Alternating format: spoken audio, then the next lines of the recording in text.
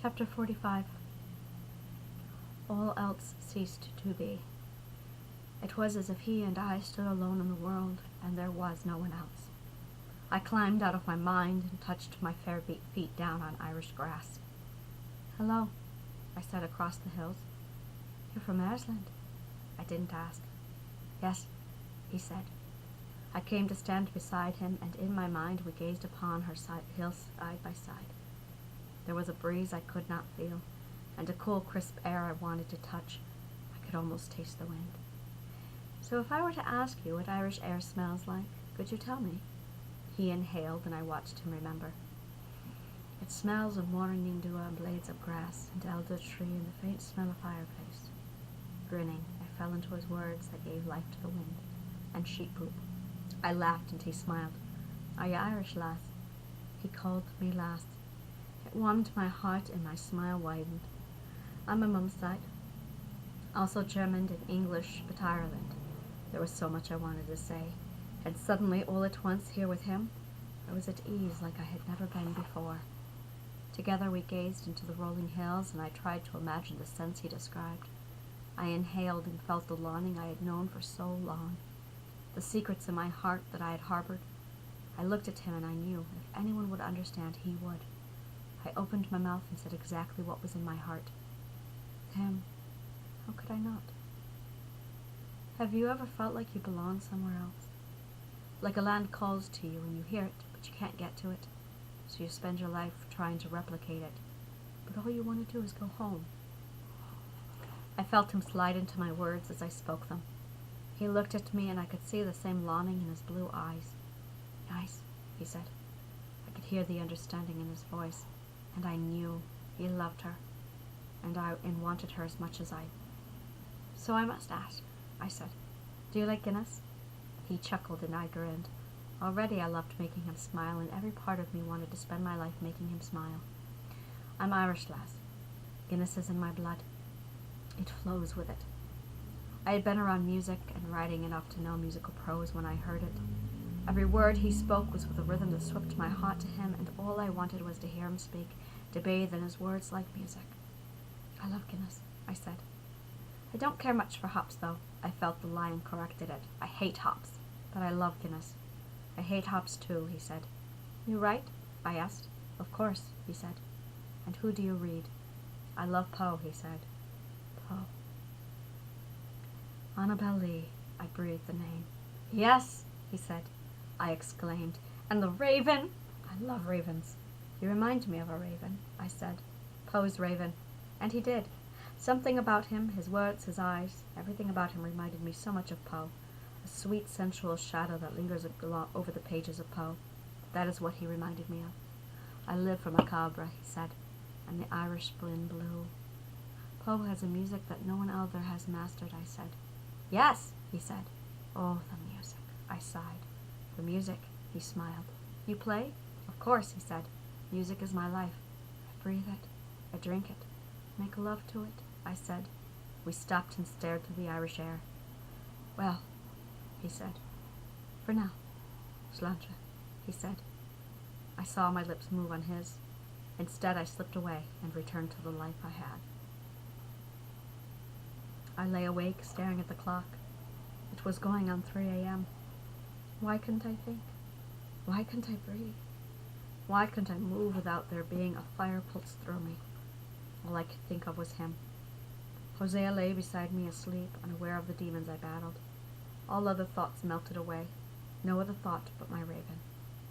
Looking at him was like looking into his soul, and I saw me standing there. He stared back, and I knew he saw himself standing there in me. In that silence, I could see the life I could have with him. I could see him sinking deep into me, kissing me, making love to me. We would embrace and lose ourselves in each other. In that moment, I saw him, and I knew I could love him for the rest of my life. "Careful," Angel said. Her voice came through loud and clear from her room, despite being silent for years. "You could love him," she said. "Too easily you could love him. And you know what happens to those you love." "I heard them," I answered. "Be careful." I had warned Jacob. I had told him not to fall in love with me. I checked with him often. "Do you love me?" I'd ask, afraid of the answer. No, Jacob said. Don't worry. I'd breathe a sigh of relief. I don't love you, Jacob often reaffirmed. Good, I always said. Don't. No one can have you, Elizabeth. You're a mistress they cannot keep, a lover they cannot wife, and they'll want to. They always want to. You will know them and love them so deeply, but in the end, you will leave them. You are a woman who cannot be had, and that hurts them. She was right. I had to be careful, for I could love him. Yes. If ever there was anyone in this world who I could love as deeply as I knew how, it would be my Raven. Be careful. Be careful. I repeated the mantra. I could love him too easily, but I can't. Just be careful. I wandered the hillside and welcomed the wind that passed o'er me. He was there on the hill, and I smiled. He hath do it less, he said, and I smiled. I have loved deeply, passionately, completely, swiftly, and fondly. I have known soft love, gentle love, hard love, crazed love, obsessed love, and loved brewed slowly. Love that faded, love that ended dead on a dime, and love I savored. But this, when they say it hits you like lightning, it really does hit you that hard, that sudden, and that strong, and you feel it in that instant. It was instant, like he took up a sword glowing bright from the forge and thrust the blade right through me. He pierced my heart. It impaled me and poured an inferno down into me that spread from my chest to every fiber of my being.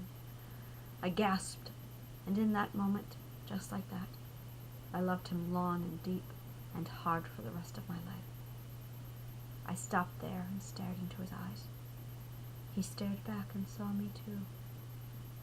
With but a word, you have the power to reach into the very heart of me and possess me, I wanted to say. Already you own me. I am yours. Command me. I will do as you bid.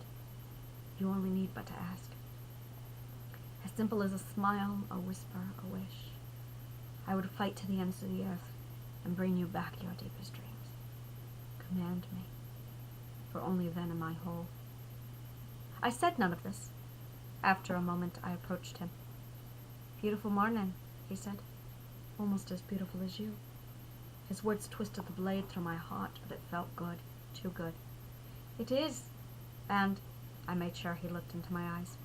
You need to be careful, for I could love you until I die and could not have me, for I cannot be had. I'm sorry, he said, and it pulled at my heart. But if anyone were to have me, I'd want it to be you. Please, no sorries, I said instead. You did nothing wrong. I'm Irish, lass, he said. We only ever say sorry.